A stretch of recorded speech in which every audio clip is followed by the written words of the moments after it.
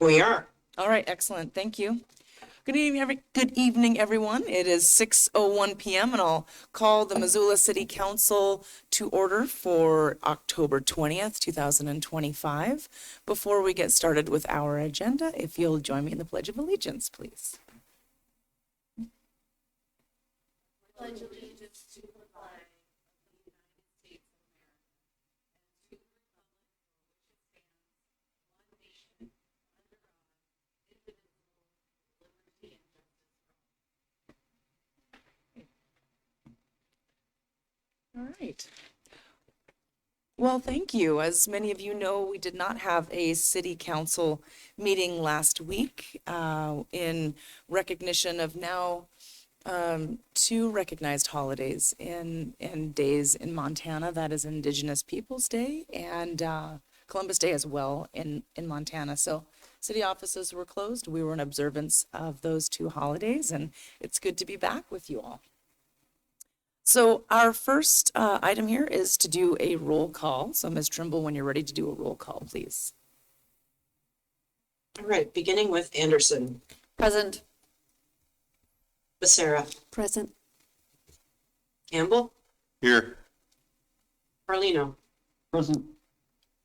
Farmer. Present. Jones. Present. Jordan. Present. Nelson. Present. Nugent. Present. Sherrill. Present. And Vasika. Present. We do have a quorum. Okay, thank you very much. Let's see, Council, you have minutes from October 6th, 2025 for your consideration. Any changes or questions on those before we adopt them into the record? All right. No questions or changes, then those minutes from October 6th will remain as submitted. Thank you. Next up, item number 3 is our committee schedule for this coming Wednesday, October 22nd, 2025. Ms. Trimble, are there any changes to the posted committee schedule for this Wednesday? No changes. It'll be a short day and we'll end before lunch. Okay, thank you very much. And again, as a reminder for folks, all that information is located on the City of Missoula City Council agenda and meetings web page. Next up, we have agenda item number 4, which is special presentations and proclamations. No neighborhood council updates, but we do have a proclamation to read, and this is in celebration of First Responders Day, of which we are joined by first responders, both from Missoula Police Department, who are here staffing and securing our council chambers when we have public meetings, as well as several members from the Missoula Fire Department. Nice to see several folks here, including an engine company, that were able to come on in tonight. So we'll share the proclamation on screen, and I'll go ahead and read it aloud now. Whereas first responders, including firefighters, police officers, emergency medical technicians, 911 operators, paramedics, and other emergency personnel in the public safety sector who selflessly serve the public in the event of an emergency, and whereas first responders are integral to every community across America, showcasing bravery, courage, and dedication when risking their own safety in the execution of their duties to protect us every day, whether in natural disasters, accidents, medical emergencies, or public health and safety threats. And whereas first responders are the first line of defense, protecting the public against all threats, both foreign and domestic, and stand ready to come to the aid of the citizens of Missoula 24 hours a day. And whereas the daily sacrifices that first responders and their families make have an inspirational and enduring impact on all communities across the country. Now, therefore, I, Andrea Davis, Mayor of the City of Missoula in the state of Montana, hereby recognize the 28th day of October, 2025 as First Responders Day, and encourage all citizens to acknowledge honor, and celebrate first responders and their impact to our communities across the country. So I know that I'm sure there's some words that folks would like to share, but let me be the first to thank those in the room and those not in the room for your selfless dedication to the safety and well-being of all of us in our community and visitors alike. We are grateful for you. And Chief Rash, thank you for your leadership and alongside our colleagues here from the Missoula Fire Department, as well as members of the Missoula Police Department that are here this evening. And again, we appreciate you all very much. Any members of council? I see Councillor Campbell, your hand's raised. Yeah, thank you, Madam Mayor, and thank you for bringing this proclamation forward to honor our first responders this week, our firefighters, police officers, and MESI, and all those that, you know, we kind of sort of at times take for granted. I mean, they're there during the day. We see them during the day. They're there in the middle of the night, 24/7. These are folks that, you know, speaking from experience, you know, they go through the year, create their own holidays sometimes because they work Christmas, they work Easter, and all those big holidays that, you know, we take for granted having off. But I would just add that I'm thankful that we live in a community that values our first responders, and we show that in the arrangements we make with them for training, for equipment, for pay. And it pays dividends in having quality individuals such as our firefighters and police officers to serve our community in this way. And I thank you very much. Absolutely. Councillor Campbell, thank you. I would offer up the opportunity for any members of our first responders community to say a word if they wish, and, you know, putting you on the spot because that's what we do. Chief Rash, if you wish to come up and say a few words. I know that Chief Collier would be here if he was able. We did talk about that this afternoon. So you're here to represent, and we appreciate that. Thank you.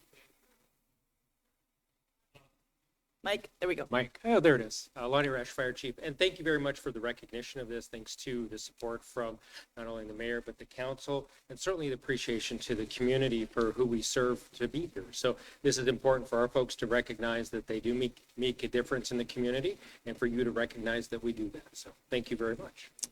Our pleasure, and thank you. Thanks for being here. All right. Thank you. Oh, we have one more in? Oh, I'm sorry. Why are you not on my list? Councillor Anderson, please. No problem. I will just add on to What's happening my here? board mate, Councillor Campbell, thanking you all for your service, and thanking also members of your family, Ms. Farmer, who is a firefighter family, and Mr. Campbell and his family. We are so appreciative of all of the work that you do, but also understand that the sacrifice that you all make, and the families, you know, it's not everybody's job. Most of the time, you don't worry about your loved one making it home from most of their day jobs, but that is a real factor in the work that you all do, and it is something that our community couldn't do without. And we are so thankful that you have all answered the call to public service and are protecting our community and giving at the way you can and making us all safer. But also thank you to all of your families for the sacrifices that they make and the support that they give you to allow you to come out and do these jobs. So thank you so much. Excellent. Thank you, Councillor Anderson. All right. That wraps up our special presentations and proclamations. Great way to start the meeting. Thank you. We'll next move on to item number 5, which is our public hearings. We only have one public hearing this evening. That public hearing is 5.1, Riverfront Trails Phase Development, Review 1B and 2. Tara Porcari is here to provide the staff report. And so I will turn it over to Tara when you're ready. Awesome. Hi, again, Tara Porcari, just for the record. I'm a senior planner with the Permits and Land Use Group. And again, this item is for the Riverfront Trails subdivision phase development review for phases 1B and phase 2, which also includes a phasing plan amendment. Here's the location of the entire subdivision. It's over by Jeanette Rankin Elementary and the Bitterroot River just off of Lower Miller Creek Road. It was granted preliminary plat approval back in December of 2022 with 4 phases total, so still fairly recent. It contains 176 lots total on nearly 93 acres, and it's zoned RT 5.4 residential with a large park across or along the river that was zoned OP2 open and resource lands. So looking at the original phasing plan, the phases we're looking at today, phase 1B and phase 2 are shown here in purple and blue. Phase 1B includes lots 3 through 97, as well as Naomi Lane, Drago Lane, Anders Way, and a portion of Old Bitterroot Road. Then phase 2 includes lots 98 through 162 and includes Tolly Lane, Myers Way, and Casti Court. Phase 1A was filed back in June of 2024, and that included everything in green with the parkland and the LDS temple site that's being developed here right now. And then moving forward, we will still be waiting on phase 3, which is the smaller area in pink, and that'll be required to come through our phase development review as well prior to the final plat. And so just an overview of the phase development review requirement. It's mandated by state law and requires us to hold a public hearing and conduct just one extra review prior to the applicant being able to submit for their final plat for each phase. The main purpose is just to determine if any new review criteria have changed or if new information is now present that could result in significant impacts to the project. Those are all just things that wouldn't have been available at the time of the preliminary plat. Phase development review can't result in a denial of any given phase. Instead, if any major influential changes do exist, it gives City Council the opportunity to update our conditions of approval as they may be needed.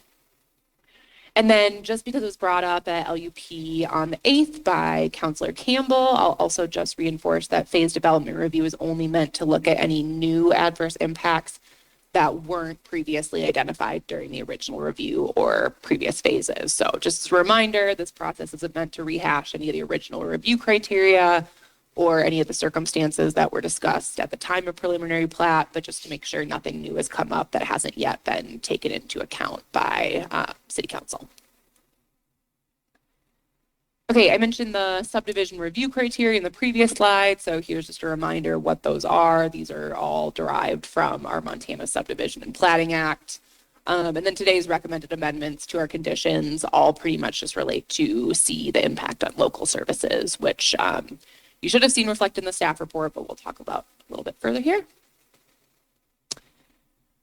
Here's a high-level summary of the new information for phases 1B and 2. First of all, the applicant is requesting a slight amendment to the phasing plan, just extending the deadlines a bit.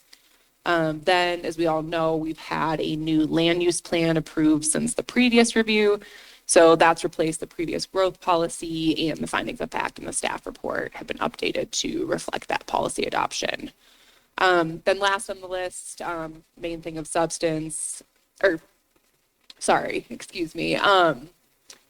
haven't received any written public comment for these phases, probably just because there was quite a bit prior to the preliminary plat approval, and then there's been limited new information that's come forward since that last phase development review. And all that being said, we did receive some new information from the public works staff about water capacity and water rights. That's led to a couple of new recommended conditions of approval, all of which the applicants have been made aware of. So quick, this is the proposed phasing plan amendment. They met the phase 1A deadline and had it filed prior to the end of 2024. What they're proposing with this extension is an additional 3 years for final plat on phase 1B, an additional 4 years for phase 2, bringing their deadlines from the end of 2025 and 2026 to end of 2028 and 2030. As for the subdivision regulations, the final plat needs to be filed within the next, within 20 years of preliminary plat approval. So what's requested does meet the state and local maximum deadline, since their requested date for phase 3 is the end of 2035.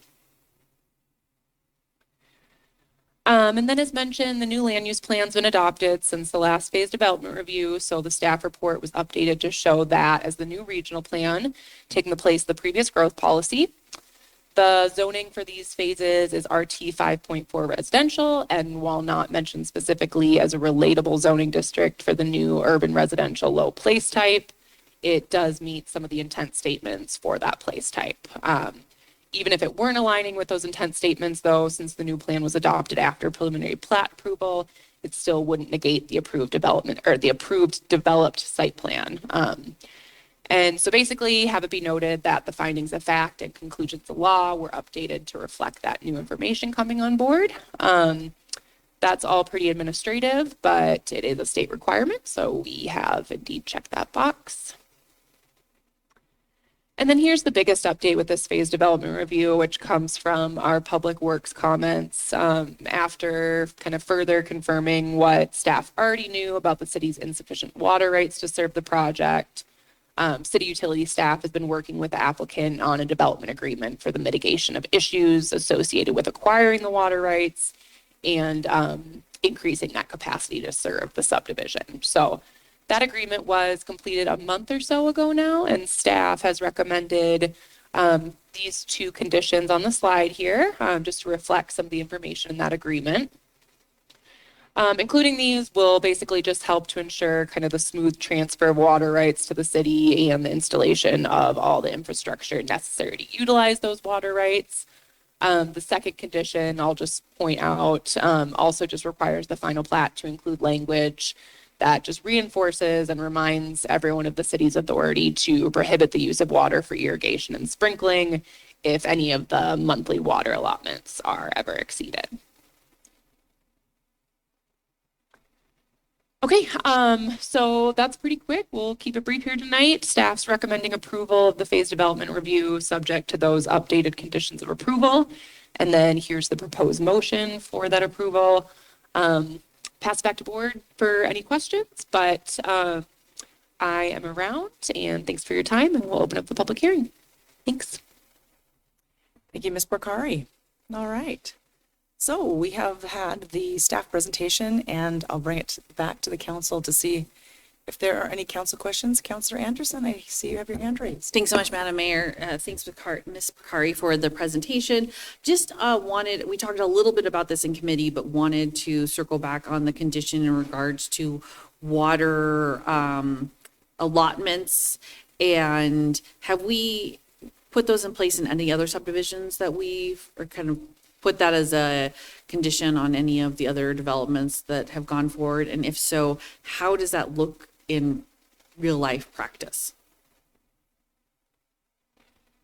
Yeah, Andy, would you mind kind of jumping in on that one? I haven't, I don't have the background that you do, so if you don't mind answering that one, that'd be great. Hi, sure. Yeah.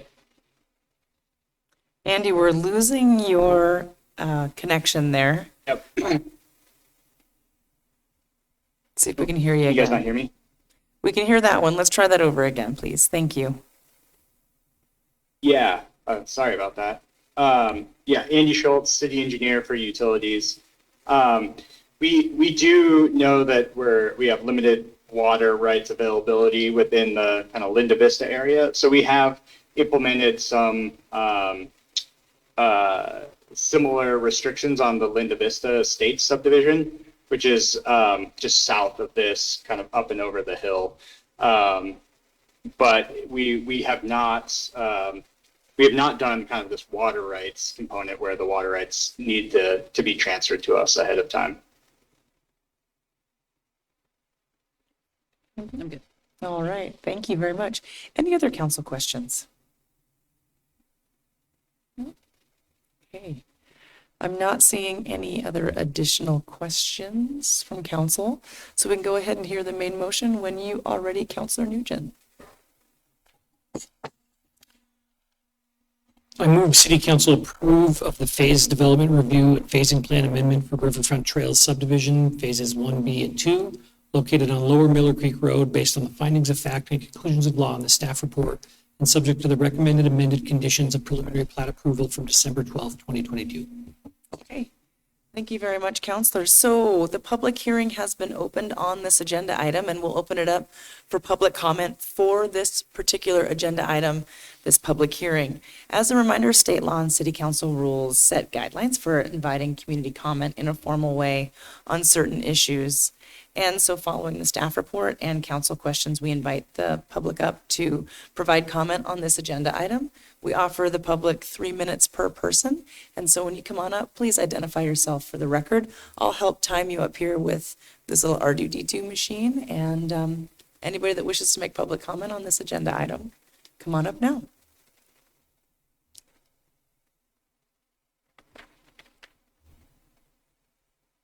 Nobody in the audience here wishing to make public comment on this agenda item. How about online? Go ahead and raise your hand now if you wish to make public comment. Okay. Not seeing any members of the public come forward to make comments, so that wraps up our public comment, and that does close the public hearing.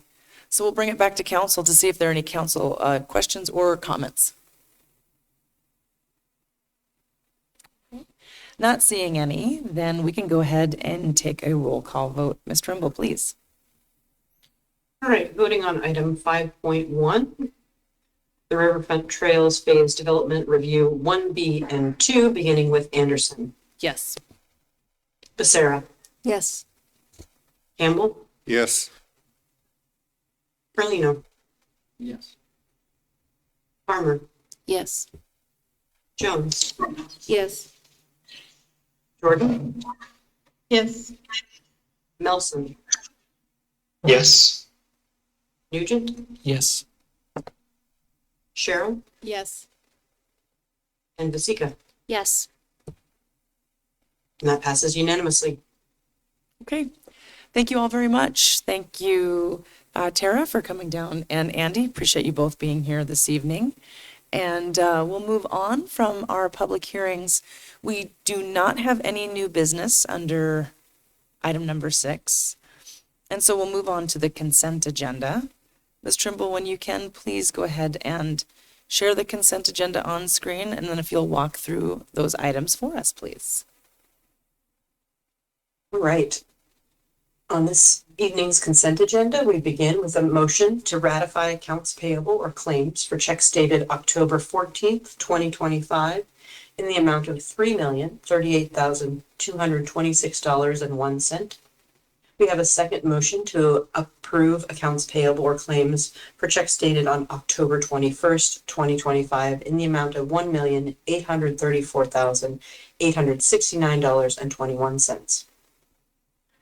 We have a motion to confirm the mayor's appointment of Michael Albritton to fill a vacated term on the Downtown Business Improvement District as Zone 1 representative for a term beginning immediately and expiring on May 31st, 2027. Next, we have a motion to approve a resolution relating to $5,514,000 sewer system revenue bond, or the DNRC Water Pollution Control State Revolving Loan Program, Series 2025B, authorizing the issuance and prescribing the forms and terms thereof and the security therefor. Next up, we have a motion to approve and authorize the mayor to sign a professional services agreement with GGLO Architecture, Interior Design, Landscape Architecture, Planning, and Urban Design, LLC, in the amount of $383,162 to provide design and construction administration services for the park on North Scott Street and adjacent streets. Next up, we have a motion to approve the purchase of RMS software from the Image Trend of Eagan, Michigan for $72,700, and that is a fire records management system. Next, we have a resolution to adopt a motion to adopt a resolution to amend the city boundary to exclude and remove from the corporate limits of the city of Missoula and discontinue city zoning for certain tracts of land known as the Burns Addition, but legally described as lots 1 through 10 of the Burns Addition, Section 30, Township 13 North, Range 19 West, PMM, Missoula County, Montana, as shown in Exhibit A, based on the findings of fact in the staff report. And our last item this evening is a motion amending City Council Rule 11 to allow for 2 separate opportunities for public comment on items not on the agenda. Thank you very much, Ms. Trimble. Do we have any public comment on the agenda, the consent agenda? Any of the 8 items on the consent agenda this evening? Come on up now. Thanks. There we go, Kevin. Sorry, one more time now that I have the microphone on for you. My name is Kevin Hunt. I reside in Ward 1. I would like to comment on the consent agenda item 8.8 regarding amendment of Council Rule 11. I first would like to commend the 4 city councilors who have put this forward, as it indicates that regardless of ideological persuasion, these 4 city councilors take very seriously the Article 2 Montana constitutional right of the public to participate in their government. And accordingly, however, I would ask that this item be separated from the rest so that the public has a clear idea when the vote comes around and when discussion is occurring on the part of the council of who does and does not emphatically support the right of the public to participate by adopting this provision, which would allow for more citizen participation. Thank you. Thank you, Mr. Hunt. Any other members of the public wish to speak on the consent agenda this evening? Come on up.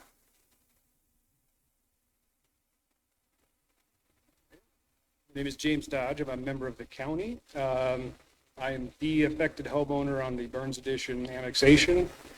And I guess my only questions are, how in the world did this unlawful annexation take place? Ever since January, I've had an open email with city planners, city council members, and city attorneys talking about how the amendment had failed and that, as I see it, the agreement was null and void.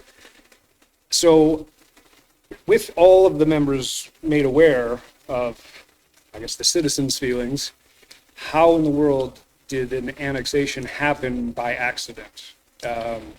It's been almost a year, and I'm just looking for answers. Who approved it? Who applied it? When did it get approved? I was just made aware that I was in city when I got a ballot to vote for mayor. And as a member of the county, I can't vote for mayor. So that's how I found out that I was annexed. Then I was told, you're getting a refund on your taxes because the city improperly taxed you. So I just need to know who did this, how it happened, when it happened, and how we can make sure it doesn't happen again. Like I said, I talked to council members, city planners, and city attorneys about this. So if all 3 of those people just turned a blind eye or did antithetical to their purpose here, I'm appalled. I spent a lot of time. I've had a lot of delays, and I'm just looking for some answers. And I hope that this is, an opportunity to look, is this incompetence or corruption? Because I don't really see a third option. So with that, I'll give back my time. Thank you for your comments and questions this evening, Mr. Todd, and we can have some staff follow up with you if there have to answer the questions that you have this evening. Any other public comment on the consent agenda this evening? Items on the consent agenda.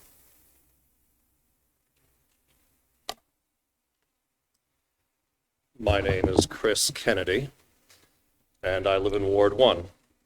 And it's, I know applause is not allowed between items, but perhaps during my speech, I can give you guys a little applause. Particularly Sandy, well done introducing this. Life is like a metronome, things go far too far in one direction. For example, moving all public comment to the end of the meeting. Ridiculous. You've seen what that has done to public comment. It's removed it for all practical purposes. And now the metronome is swinging back, perhaps not far enough back, but 20 minutes.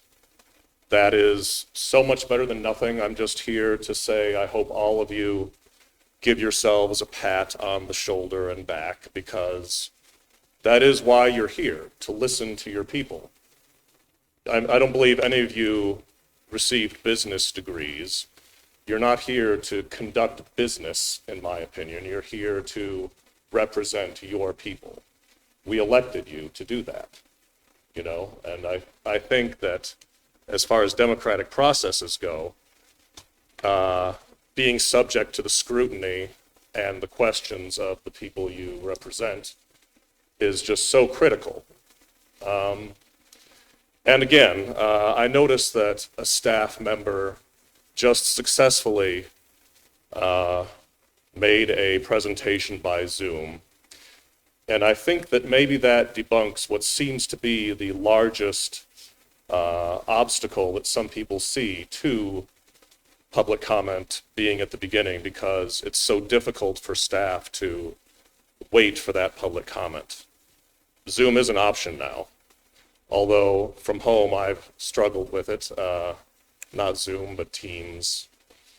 Anyway, I just wanted to say it's nice when you can unanimously decide on something that I think in your hearts you know is righting the compass of this city back in the direction where it belongs, of listening to the public, of hearing your constituents. Thank you. Thank you for your comments this evening. Any other public comment on the consent agenda?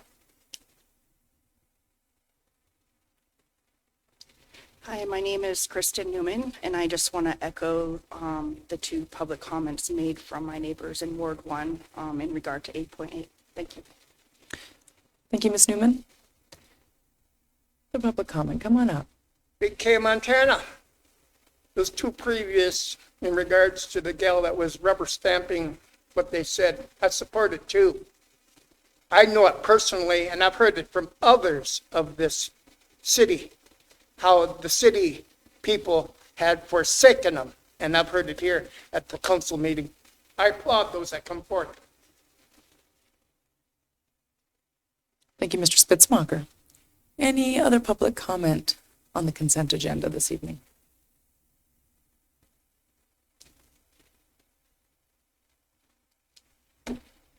Hi, my name's Sage. I want to echo a lot of the things that were already previously stated up here. It is a bit confusing as a member of the public why, accounts payable is lumped in with this de-annexation and also the public comment portion. Those seem like three wildly different subjects. I understand putting in the accounts payable all together, but I don't understand lumping this all together because there is this, as was previously mentioned, kind of lack of transparency that oftentimes occurs, makes it harder for people to understand who exactly is voting on what when you lump this all together in this way.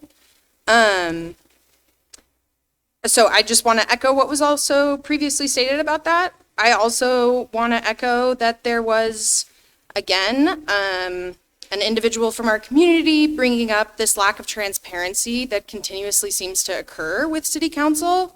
It's really concerning to hear the testimony that was just given around the de-annexation and the lack of transparency that was around that, which I think ties in well with this public comment issue of there being a lack of prioritization showed on city council when it comes to hearing from your constituents, when it comes to answering questions from your constituents, when it comes to helping your constituents understand the choices that are being made by city council and how those are going to affect their lives.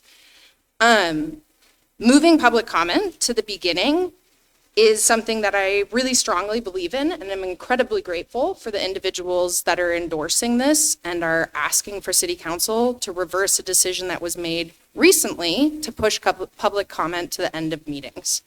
I don't understand why that happened, why suddenly it was no longer a priority to represent your constituents, to hear from them. I wonder if this de-annexation issue would have been brought up sooner. had there been this accessibility for the public to have opportunity to talk to you. When we don't know when the meetings end, because they end at all sorts of different times, then it is harder for the public to communicate with you, which is really disappointing that that is not a priority. And I think the way that you vote on this issue will be really telling for what your constituents that you're serving will end up voting in November come the municipal elections. Do you think the people that you don't care about hearing from, that you don't care about having easy access to public comment, will vote for you? I just think that is something to think about. And I also think it's something to think about that all of the people that are up here, myself included, have mentioned that they're from Ward 1. I would like you to think about why that's a ward that is able to be represented more. Thank you for your comments this evening, Sage. Any other comments from the public on items on the consent agenda? Not seeing any in the room. Online here. Let's see. Phone number ending in 1655. Go ahead and unmute yourself now when you're able to. I'll go ahead and start your 3-minute timer on this end.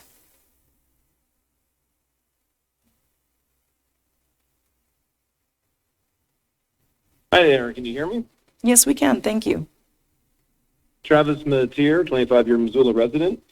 I'm going to comment on that portion of the consent agenda that is associated with moving what I refer to as the fig leaf in the Wednesday committee hearing, talking about the 20 minutes at the very beginning. But I'm going to shift my opinion just a little bit and say maybe fig leaf good.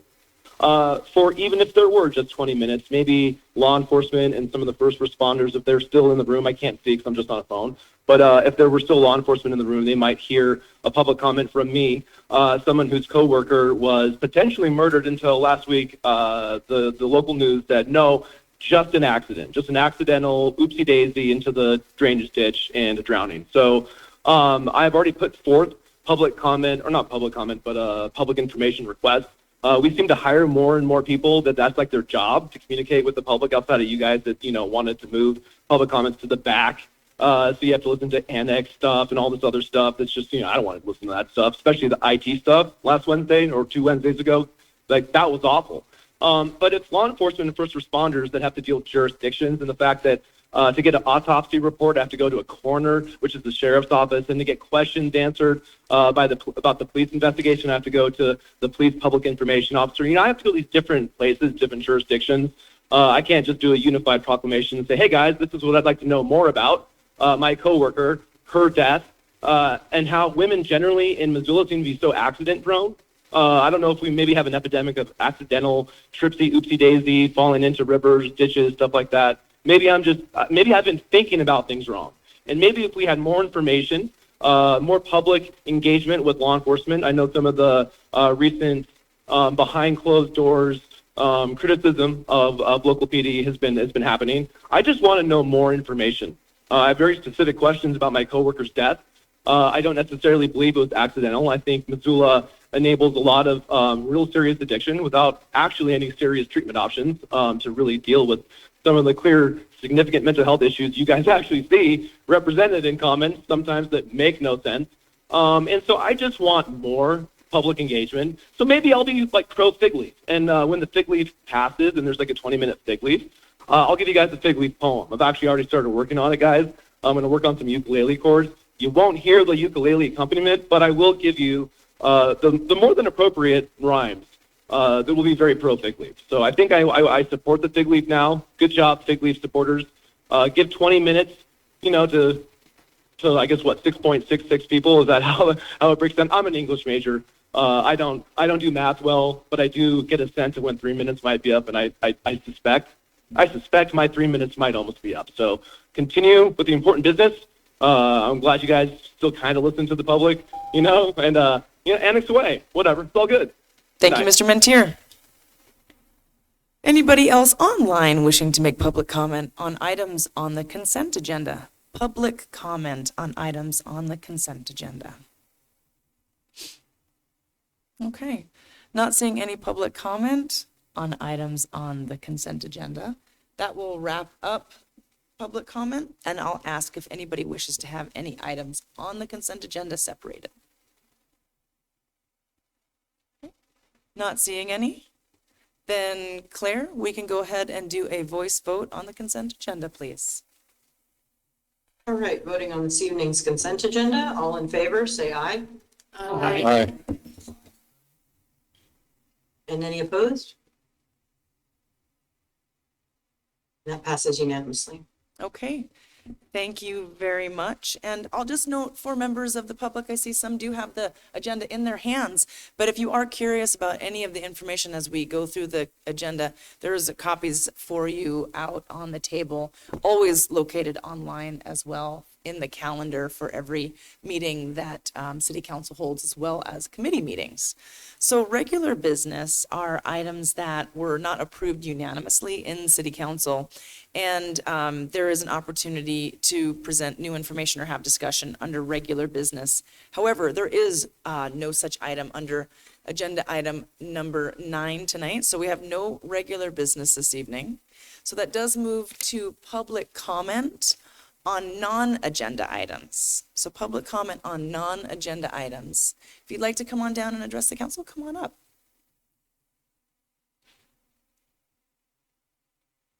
Hi, I'm Danielle Petrie, owner of Fighter Flight EMT and CPR training downtown. Could you just bring? Yeah, you can hold. You can adjust it a little closer to you. Sorry, I'm like 5'0". No problem. No problem.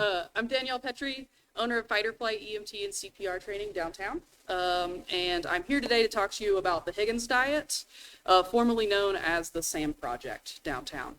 I have been meeting with the project leaders, I've been to working group meetings, and I've been talking to hundreds of community members about the SAM Project over the last 8 months. I'm urging you all to please reconsider this project. I want you to, kind of in the vein of what other people were talking about earlier, talk with your constituents and see what they think about this project. I think you'll find that many of them do not know about the project, or especially do not know about the facts of the project, that Higgins will be reduced to 1 lane each direction, and we will lose at least 86 parking spots by the latest estimates. And then most surprisingly, I think you're going to find that this does not fall along political party lines. You'll find many people in the community who, myself included, we understand that traveling by bike and walking is best for us as individuals, us as a community, and for our planet as a whole. However, we also understand that assuming that everyone can travel by bike or walking is a privileged perspective to come from. That does not account for people in our community who have physical limitations and those who need to travel from further away to conduct business in our downtown area. There's no doubt that reducing the number of travel lanes and eliminating 86 parking spots is going to make traveling by car more difficult. I'm concerned that this is going to increase people having more road rage and being less careful at intersections where they're more likely to hit cyclists and pedestrians trying to speed through the light because they've been sitting in traffic trying to get through our downtown area. I would also like you to ask yourself, what is the purpose of our downtown, the heart of Missoula? To me, it's commerce. That's what the downtown is for. We have many parts of Missoula with great places to ride a bike and walk, 22 miles of trails through our city that are safe for everyone. If you want a safe place to ride, you can go there. If you need a place to do business, we have a downtown for that. So when you're talking to community members, I'm sure you'll find some folks that are in support of the project, and I've had a lot of lengthy conversations with at least a dozen of these people, and I would like you to ask them, what is your vision for downtown? Does it include businesses? Are they worried about businesses closing? Because most of them are not. And I think that's the whole point of having a downtown. So it's only 3 minutes. I don't have enough time to talk about everything I wanted to today. And I hope to come back and talk to you in the future about the bogus parking study that the city has done. They collected data only through the summer months, only during business hours. Many problems with that data. And then also about whether even these new bike lanes are going to be safer. Many cyclists tell me that the protected bike lanes on the other side of the parked cars are more dangerous when they pop out at the intersections. And at best, most of them say they're not sure if it's going to be safer. Thank you for your time. Thank you for your comments this evening. Other public comment on items not on the agenda? Come on up.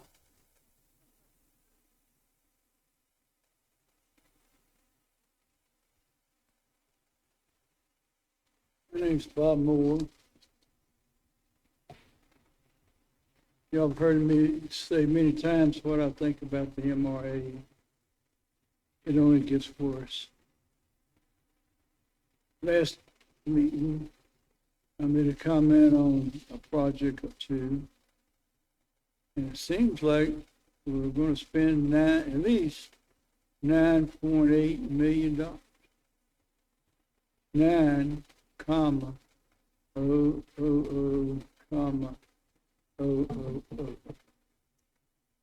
But that's TIF money. That's not your money. You're not spending it. TIF is spending it. Y'all need to understand that. I've been trying to educate you, but you don't seem to catch on.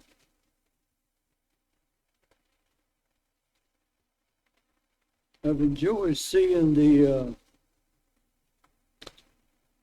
some of the advertising of self trying to get elected. I like this one, protecting your tax dollars. I know y'all will vote against that, but I think it's a good thing. And I request that y'all start thinking it's a good thing. Protecting our tax.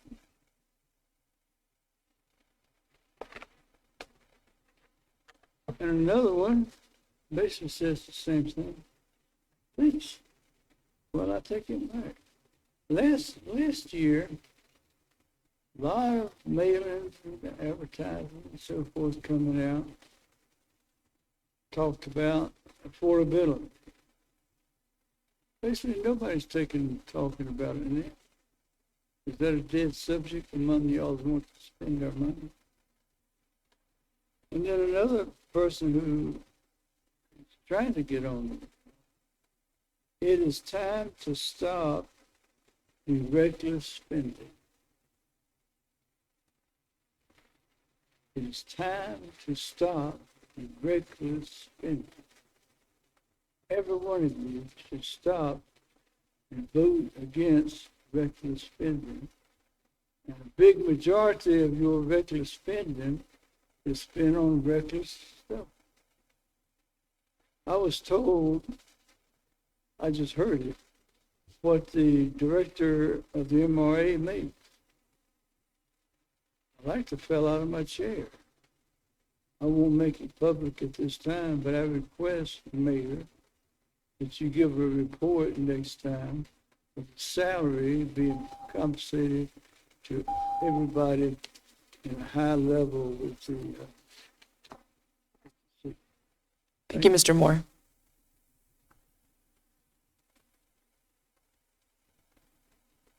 Carl Spitzmacher, Big K, Montana. Case number CR 620 2025 000-799, City of Missoula versus Carl Spitzmacher. No, it should be the Poverello Johnson Center, the Kamaru House, Russian Embassy of Missoula. To the fact of the matter, chomo is a racist word in Mexico.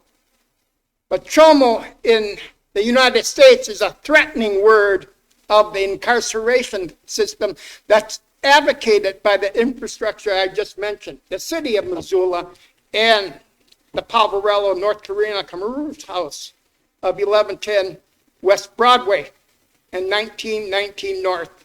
The Johnson Center, which would be the China Consulate, for the reasons that we stick it to the public as the comrades of the institutions have, that we can advocate threatening people, and I still feel threatened in certain circumstances in regards to people that advocate it and demand respect of it. And there's one of them that is a individual of employment of public transit.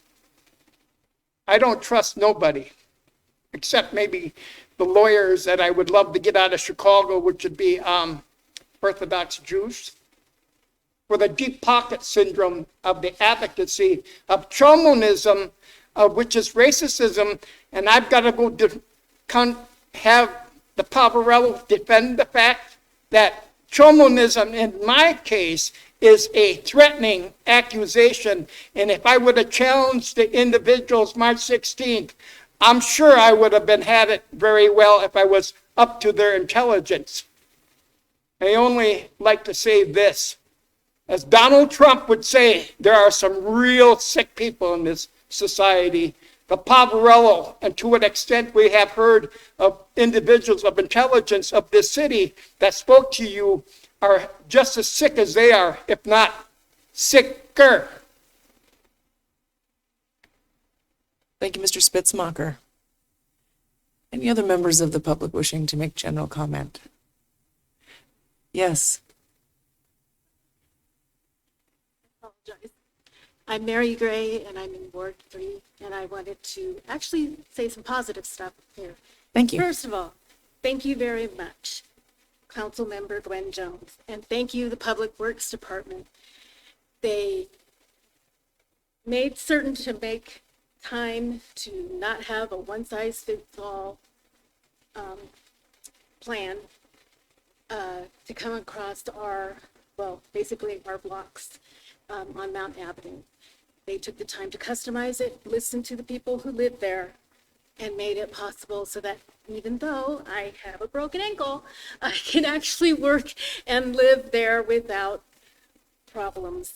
They really did a great job. You guys really do a great job here, no matter how much you hear people complaining all the time. I sit over there and record it. I know how good of a job you guys do. Thank you all, but I definitely wanted to put it on official record. Thank you, Jones. Thank you.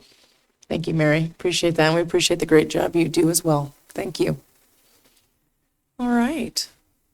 Other members of the public wishing to make comment on items not on the agenda? Hi, I'm really grateful for how that vote just went earlier and want to thank you all for that. I also want to invite all of you tomorrow at Free Cycles at 6:30. There's going to be a presentation and documentary shown on what it is like to be unhoused in communities similar to ours. The documentary takes place in a small town in Tennessee that is very similar in the structure to Missoula and has similar laws on the books as we currently do in Missoula. And it talks about the impact of real people's lives when you criminalize their existence for trying to survive outside. I understand that when I say this a lot of the times in front of you guys that it sounds really harsh what I'm saying. I'd like you to think for a moment how it feels to be trying to get some sleep after doing a night shift and resting on a bench, that you have just as much a priority and live in this community as any other individual who's trying to, get some sleep, but maybe has access to their house. It's really upsetting to me that in the 12.60 ordinance that we currently have, that it specifically states that it targets unhoused individuals. There's specific wording making it clear that if an individual is unhoused and sleeping in a park, that is illegal and they will be fined. But if a housed person is sleeping in the park on a bench between the hours of 8 a.m. to 8 p.m., that is perfectly fine. I don't understand how you could write something like that and not see how that's classist and not see how that is affecting people that you have now put out of shelter. You said and passed this ordinance saying that it was, we had space at the Johnson Street shelter. Just go to the Johnson Street shelter. And then you shut down that shelter. And I understand that it costs a lot of money to have a shelter. So I would just think that, if you have to shut down a shelter and toss 200 people out on the street, that at least don't fine them on top of them having to try to find housing. I would like you to think how quickly you would lose a lot of money if you were having to pay $50 a day for trying to survive.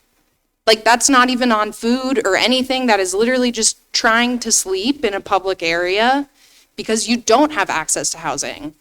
It is so mind-boggling to me. And I would really appreciate if you would actually listen to the people that are impacted by this. I would really appreciate if you came to this event and heard how many people are traumatized by these kinds of policies. If you're not going to reopen a shelter, at the very least, please stop criminalizing people that are unhoused in our community. It is not going to solve anything. It is going to make the problem worse. It is going to make more people unhoused, and people stay unhoused for longer when you find them. Thank you for your comments, Sage. Anybody else for public comments on items not on the agenda? Greetings again. My name is Kevin Hunt. I reside in Ward 1. I didn't come here to stand up here to talk about what was just spoken about, but I just would like to say in regard to that, I don't remember anymore. There's at least one of you who has a law degree sitting on this city council, and I'm just curious how it is that it could blow past an attorney that an ordinance would be passed that would criminalize sleeping on a park bench after hours if you're an unhoused person, but not if you're a housed person. That is such an obvious equal protection violation that you don't need a law degree to recognize that. I'm just really wondering about that. It reminds me of an episode of Jeopardy where there was one lawyer on the among the contestants, and the answer that came up was, "This protects freedom of speech, religion, and whatever." And the lawyer buzzed in and said, "The Third Amendment." Every grade school kid knows it's the First Amendment. So I don't know, man. I'm not so proud of my law degree anymore. What I came to talk to you about wasn't that, it was ICE. I'm just wondering when the mayor and the city council are going to start planning for the inevitable, which is when masked and unnamed anonymous agents who whose only qualification is they wanted a $50,000 sign-up bonus, are loyal to the president, and are 18 years old and have no criminal record, who don't have to have any kind of physical or psychological fitness training, are racially profiling people in this town and seizing them from off the street and interning them incommunicado for hours to weeks without access to families or lawyers. Why don't we have a policy about that? Because you know it's going to come here. And that shouldn't be controversial. The libertarians, the socialists, everyone should agree about this. You know, I can't, in my probably 90 seconds remaining, go fully into this horrible bit of fascism that is sweeping the country with regard to ICE. But here's just little anecdote that happened just last week. A gentleman in Portland by the name of Miranda was racially profiled by ICE agents. He was arrested and detained. He was held for several hours despite saying he was a U.S. citizen, which, by the way, he was a U.S. citizen. But you know, when we carry driver's licenses and things like that, they don't say, "I am a U.S. citizen" on them. And when he protested that he was a U.S. citizen, they charged him with resisting arrest. And he was also threatened to have a dog let loose on him. I want to know, is this council going to countenance the police department of Missoula Thank you for your comments with this evening, ICE? Mr. Hunt. Thank you. Any other members of the public wishing to make comment on items not on the agenda? Okay, not seeing any in the room. How about online? Not seeing any online. That wraps up our general comments from the public not on the agenda, and we'll move on to item number 11, which is communications from the mayor. I will just mention for council members and the public alike that there is an open house this Wednesday, October 22nd, for Midtown Commons, which is the Southgate Crossing property. This is the first opportunity to take a look at what the development concept is and the public open space and some of the other things that are being planned for in terms of park space and trail connections in that area, and as well as the areas that the developer is looking at for building some housing and commercial space. So that open house is at Stockman Bank. It is scheduled from 4:30 p.m. to 6 p.m., but this will not be the only opportunity for public engagement. It is an open house, otherwise known as Southgate Crossing Development, and there will be a website on Engage Missoula as well. So with that, I'll turn this over to general comments from city council members, and I'll go ahead and start with you, Councilor Nugent. I'll pass tonight, thanks. You bet, absolutely. And Counselor Becerra? I'll pass. Thank you. You bet. Counselor Farmer? I kind of want to just make one quick comment. I've heard a lot of people tonight say how unreachable city council is, and how we're not transparent and not available. And it's hard for me to wrap my brain around that. As someone who works full time, I have spent many of my lunch breaks talking to my constituents. I've used vacation time to meet with them.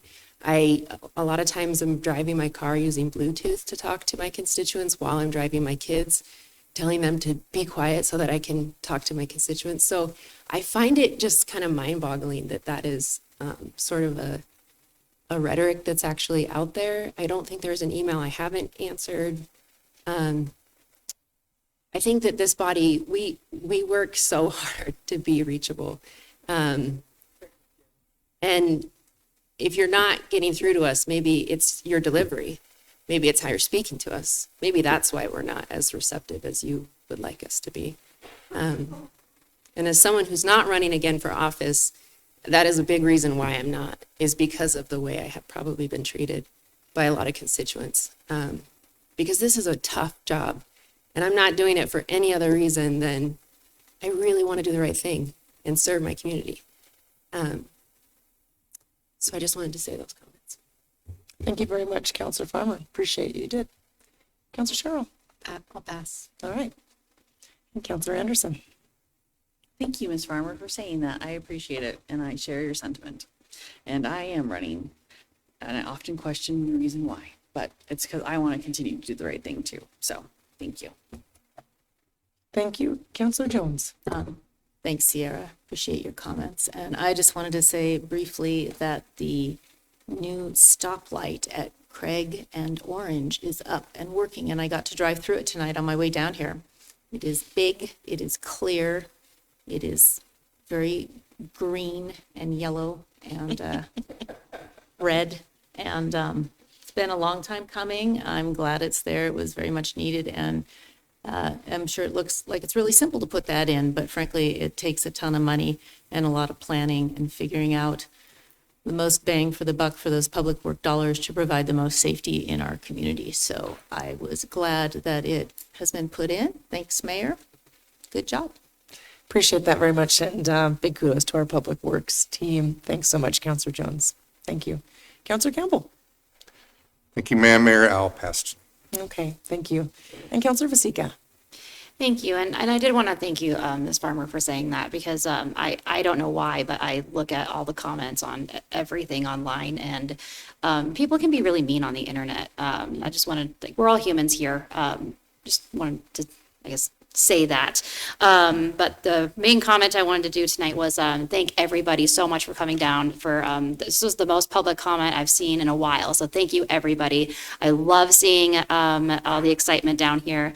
And then I also wanted to remind folks that it is general rifle season opens up this weekend, so be careful out there. Thanks. Appreciate that. Thank you. And how about for council members online? Want to share any comments this evening? Counselor Milson, I see that your screen's on. Nope. Oh. I'll pass tonight, thanks. Sure, absolutely, you bet. All right. I'm not seeing any other council members raise their hands, so assume that we have no additional council comment online. Okay. That wraps up our general comments from city council members. I will go ahead and adjourn our meeting at 7:04 p.m. Thank you.